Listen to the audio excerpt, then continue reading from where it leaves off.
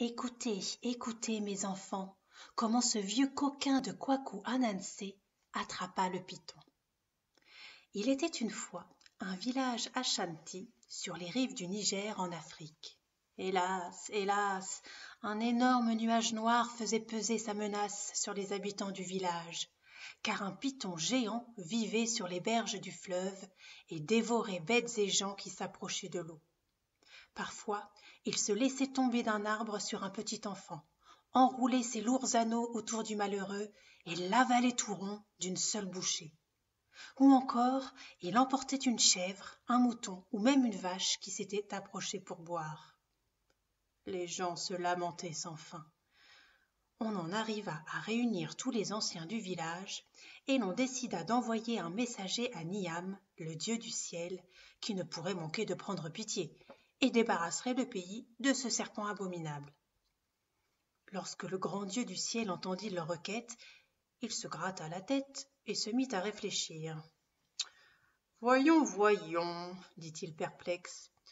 Comprenez-moi, mes enfants, ce python est lui aussi mon fils, et bien que je condamne ses manières déplorables, je ne puis me faire juge entre vous. Mais dans le village voisin habite un nommé Kwaku Ananse, qui se croit très malin et très sage. Je suis plus que las de ces fanfaronnades. Va donc, toi, le trouver, et dis-lui ceci. S'il vient à bout de ce python, alors en effet, je croirai en sa sagesse et le rendrai plus sage encore.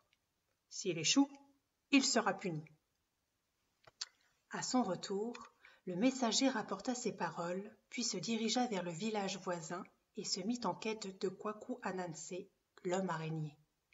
Il le trouva chez lui, un vieillard maigre qui prenait son repas en compagnie de sa femme. « Ha ha, ho ho, tout le monde sait combien je suis malin, dit-il. Pour sûr, je vais tous vous sortir de là. Voyons, quelle est la taille de ce python? Est-il plus long que la circonférence de ma case? Beaucoup, beaucoup plus long, répondit le messager. Encore plus long que la circonférence de la case de notre chef? Beaucoup, beaucoup plus long. 6 fois plus long? À peu près, reprit le messager. Mais en plus, il est énorme et d'une force exceptionnelle. Le visage de Kwaku Ananse s'éclaira d'un très large sourire. « Écoute-moi bien, dit-il. Demain, à la première heure, les hommes de ton village apporteront sur la rive du fleuve un grand bol d'igname pilé, des œufs, une calebasse de bon vin de palme, et je m'occuperai de ce serpent de malheur. Mais il faut me promettre une chose. Si la bête a raison du vieux Kwaku, je veux des funérailles splendides. Vos filles se raseront les cheveux et vous m'ensevelirez dans un linceul de cante fin, avec des pots de coudeau près de la tête et un anneau d'or au doigt. » Le marché fut ainsi conclu. Le lendemain, à l'aube, Kwaku prit sa hache et pénétra dans la jungle. Il coupa un jeune arbre bien droit et plusieurs lianes pour s'en faire des cordes solides. Déjà l'attendait sous un palmier le grand bol d'igname pilé, les œufs et la calebasse remplis de vin. Les gens du village avaient tout laissé là et s'étaient enfuis chez eux à toutes jambes, de peur d'être avalés par le python. Dans le lointain, Kwaku Ananse entendait le tam-tam rythmer un chant funèbre. Il sourit en lui-même. Tout le monde était sûr de sa mort prochaine, et déjà, on l'annonçait. Si l'on était resté à observer Kwaku Ananse, on aurait été bien surpris. D'abord, il s'assit sur une souche, juste au-dessus du trou du serpent. Puis, il simula un dialogue en faisant à lui seul les deux voix. L'une était aiguë et l'autre flatteuse. L'autre grave, très grave et méprisante. Le python, réveillé par ces bruits incongrus, prêta l'oreille à cette étrange querelle. « Je t'assure, disait la voix aiguë. Il est gigantesque et tellement, tellement beau. Je me demande pourquoi les gens du village ne l'aiment pas. Crois-moi, il est superbe. »« Tu mens, répondait l'autre. Il est minuscule, maigrelet et affreusement vilain. Pas étonnant que tout le monde lui en veuille. »« Non, ma parole, ce python est mon ami. Il est vraiment exceptionnel. Ce n'est pas sa faute s'il a faim. Si c'est Ashanti mesquin lui offrait de l'igname pilé, des œufs et une calebasse de bon vin, il ne serait pas tenu de voler pour se nourrir. Qui a dit que les Ashanti étaient mesquins? Gronda la voix grave, soudain devenue furieuse. Le python les entendit se battre, et l'un d'eux s'enfuit en courant. La voix grave s'était tue. Fort intrigué, il jeta un œil pour voir qui avait dit tant de bien de sa personne, car tout cela n'était que pure vérité, bien entendu. Il sortit de sa cachette, se glissa lourdement sur la rive, ses énormes anneaux luisant dans le soleil du matin. C'était sans nul doute un spectacle terrifiant. Même Kwaku Anansé se mordit la langue de frayeur, mais il n'en fit rien voir, et salua très chaleureusement le python monstrueux. « Eh bien, merci d'apparaître, frère python, lui dit-il. Tu es en vérité conforme en tout point à ce que je disais. M'as-tu entendu remettre à sa place cet imbécile? Il fallait le voir déguerpir.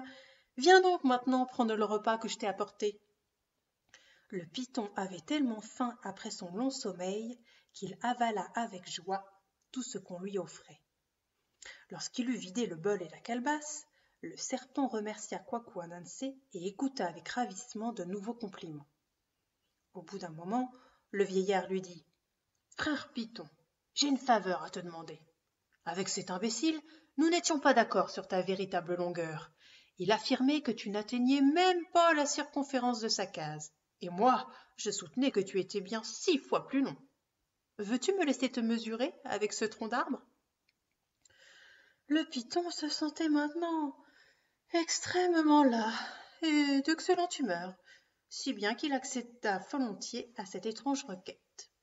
À la demande de Kwaku, il s'étira de tout son long contre le jeune arbre bien droit, mais il était tellement grand que sa tête dépassait d'un côté. « Eh bien, mon ami, quelle est ma taille? »« Pas si vite, répliqua Kwaku. Il me faut te mesurer à la manière des Ashanti. Pour ne pas me tromper, je dois te ligoter à l'arbre. » Et ce faisant, ce vieux malin de Kwaku Anansé comptait à haute voix, en arpentant le sol de long en large, comme s'il prenait vraiment très sérieusement la mesure du python. Bientôt, l'énorme bête se trouva bel et bien ficelée. Cette tâche accomplie, Kwaku Anansé alla chercher sa hache.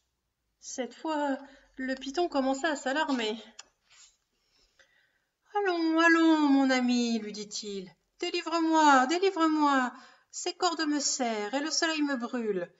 Tu dois avoir fini de me mesurer maintenant. »« Pour sûr, j'ai fini, dit en riant Kwaku, et il fit venir tous les habitants du village.